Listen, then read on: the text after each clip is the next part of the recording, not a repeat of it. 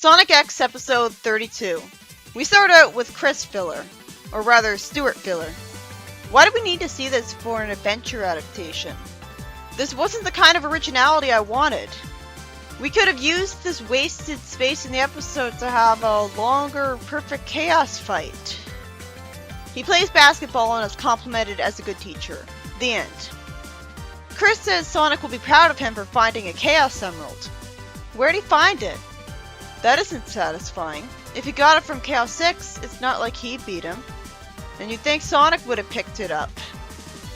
Sonic sees Eggman unconscious and asks Knuckles what he did to him. I love that he thought to ask that. And Sonic is worried about him for some reason. Shouldn't it have been obvious Chaos did it? And Sonic tells Knuckles to take it easy when he threatens Eggman.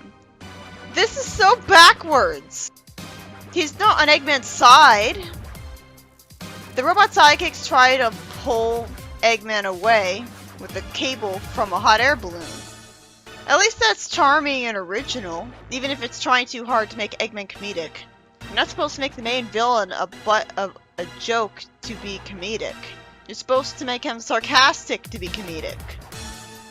The heroes ask what's going on here because of a flash of light, but it turns out it's Tikal wasting their time with a vision of how mean the echidnas are to her. We already saw this kind of scene, and Tikal's lines suck.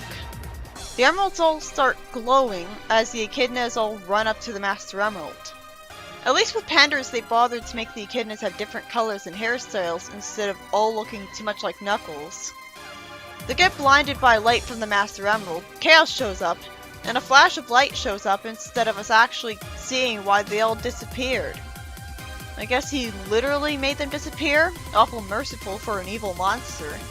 This is painfully pointless. She tells Sonic in more simple terms that the power coming from the emeralds comes from whether you're feeling negative or positive emotions, so Chaos was dangerous because he was angry, and the emerald stops Chaos. Not that we see that because it's just a flash of light. Why does it always cut out at the worst moment? Chris brings Sonic an emerald at a bad time, and Chaos creates a water tornado that tries to suck them up. The earth splits apart, because that's totally under the domain of a water god. And the emeralds fall into Chaos, getting him all 7 emeralds. Were there really all 7 there? What are those Chow doing here? There isn't a Chow garden here. We never saw the Mystic Ruins Chow garden. And this is the jungle, nowhere near it. Station Square gets flooded. We clearly see water rise out of the sewers when there's still people in the city. And yet just a scene later, the city's completely empty. People start running into a building, and Sam gets sent away by water. Logically, no one should survive this. It's not like we saw people getting evacuated by helicopters. At least the government is saying to call in fighter jets, so they're trying to help.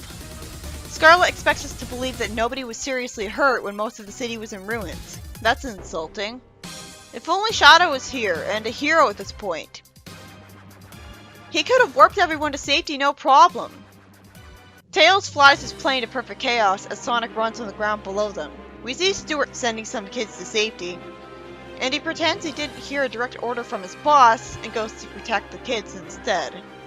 How did he not get fired by his heartless idiot boss for this? At least it was explained that only most of the city was flooded. And we see people like Sam taking shelter on a rooftop.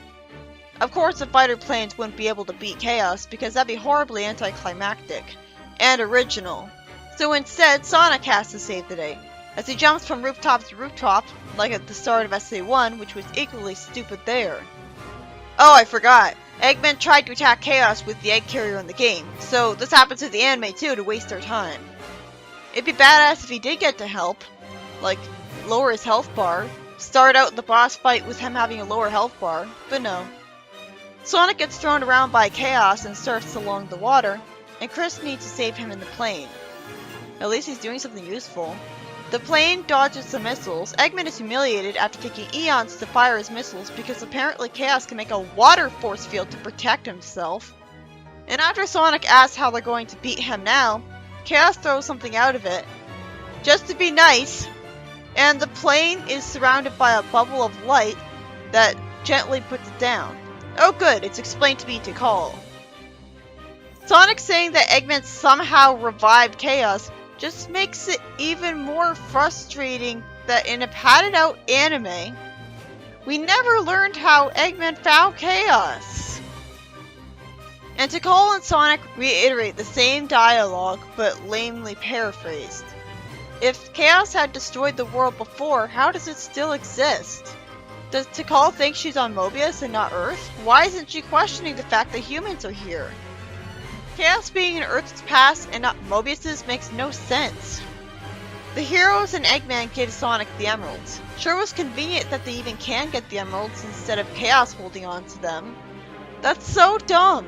Archie's better because it told us that Tikal used a magical spell to draw the emeralds out of Chaos. The cheering audience gives the emeralds back their power because of positive energy, which I never understood, but at least it makes them more interesting. Somehow, Tikal is surprised that emeralds can be awakened with something other than hate and anger, when she was talking about how they worked earlier, so she should know that they can be used with positive emotions too. So now he's supersonic. Somehow I'm still excited for an action scene. Chris is worried about him when it should be obvious he's invincible no matter what, so there's no real tension because it's not like the monster's gonna target someone other than Sonic. That'd be too dark. He grabs Chaos and briefly makes me think he'll turn it good right there. Instead, he flies into it and it turns gold, and that's when it's defeated. That was the quickest, laziest, perfect Chaos fight ever! I hope everyone hated this. I mean, it makes logical sense because he's supersonic, but both of them are super. So it would cancel it out. No wonder the comics dedicated not one, not two, but 3 different stories to reimagining this fight, because the anime didn't get it right at all. This fight wasn't even 1 paragraph. It was 2 sentences. We had this be a lot better in Archie. It was better in the X comic, and it was better in 30 Years Later of Archie. And Tikal brings Chaos some chow and reassures him as I wonder where she got the chow, and why she has this magical power in the first place. She's not a guardian, is she? Perfect Chaos is such a destructive, dangerous monster. You'd think Sonic's action scene with him would take more than just 1 hit. Perfect Chaos turned super too. That's why it's called that. So they should have been equally matched. That wasn't cool, it was lame. What's to say about this episode? They ripped off the last story of SA1.